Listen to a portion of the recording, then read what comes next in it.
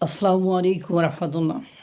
গত বছর 2024 সালের জুলাই মাসে পুলিশের সাথে যে তাণ্ডব চলেছিল বা 36 দিনের এই আন্দোলনে পুলিশকে তারা যেভাবে অপমান অপদস্থ হয়রানি মারধর নির্যাতন করেছিল, থানাগুলো কীভাবে পুড়িয়েছিল, ছিনতাই করেছিল, ভাঙচুর করেছিল, পুলিশদেরকে কিভাবে পুড়িয়ে মেরেছিল, এ সকল ঘটনা আপনারা জানেন।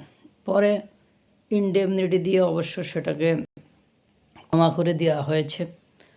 এবারও জুলাইয়ের প্রথম দিন থেকেই শুরু হয়ে গিয়েছে বিভিন্ন স্থানে পুলিশকে অপমান অপদস্থ, পুলিশকে গালিগালাজ, অশ্রাব্য শব্দ এবং বিভিন্ন ইস্যুতে থানা কর্মসূচি 6 মাসে প্রায় 65টি থানা ঘেরাও করেছে এই বিএনপি, জামাত, এনসিপি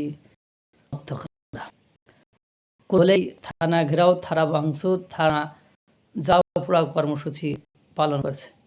একটু আগে একটা নিউজ দেখলাম, বিএনপির এক নেতাকে গ্রেপ্তার করায়, নেতা না কর্মী, তাকে গ্রেপ্তার করে থানা হাজতে রাখায় সেই থানা ভাঙচুর করে তাকে স্লোগান দিয়ে বের করে নিয়ে যাচ্ছে। একদম দেখলাম থানার ভেতরে ভাঙচুর করে একাকার অবস্থা।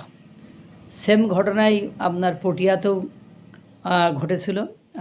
সেখানে পটিয়া থানার জাহিদুর নূর সাহেব ওসি মহোদয়, ওখানে পুলিশ সুপারও উপস্থিত ছিলেন।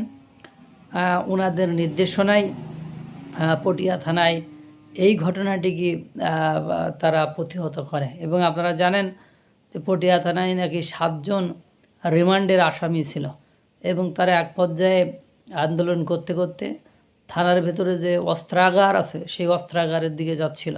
সিসি ফুটেজে দেখেছেন কীভাবে তারা তাণ্ডব চালিয়েছিল।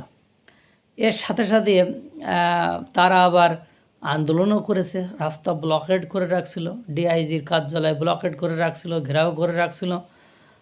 সেনাবাহিনী যে রাস্তায় আপোষের কথা বলে, যখন রাজি না হয় তখন ওই রাতেই ওসিকে প্রত্যাহার করা হয়। তো এই দাবি, অন্যায় দাবি যদি আপনি মেনে নেন, ন্যায়ের জন্য তারা নাকি যুদ্ধ করেছে, ন্যায়ের জন্য তারা নাকি জীবন দিতে প্রস্তুত, কিন্তু যেগুলো ঘটছে চতুর্দিকে পুলিশের সাথে স্পেসিফিকভাবে চিন্তা করেন, থানার ভেতরে ঢুকে থানা ভাঙচুর করে আসামিকে ছাড়িয়ে নিয়ে যাচ্ছে। কি সুন্দর দেশ! বাহ, চালিয়ে যাও। এই চালিয়ে যাওয়াটাই আমরা দেখতে চাচ্ছি না। আমরা চাই যে একটা সুন্দর সুষ্ঠু, দেখেন মুরাদনগরে কিভাবে ধর্ষণ হলো, বাড়ি ভাঙচুর করে ভোলায় কিভাবে সংঘবদ্ধভাবে ধর্ষণ হলো, আপনারা এগুলো দেখেছেন।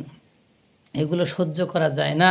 আবার আসামিদেরকে তুলে নিয়ে গেলে, ধরে নিয়ে গেলে তাদেরকে আবার ভাঙচুর করে ছাড়িয়ে আনা হচ্ছে। কী সুন্দর, তাও আবার থানা। তাহলে আপনি বলেন সাধারণ জনগণের জীবনটা আছে কোথায়? সাধারণ জনগণের জীবনটা আছে কোথায় আপনারা কি বলতে পারবেন? লজ্জা লাগে।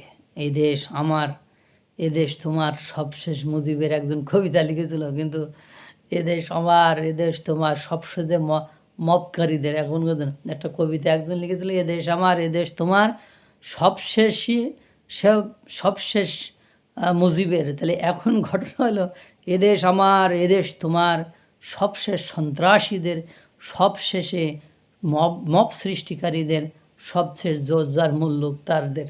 আল্লাহ তাআলা সকলকে ভালো রাখুক, সুস্থ রাখুক। আসসালামু আলাইকুম রহমতুল্লাহ।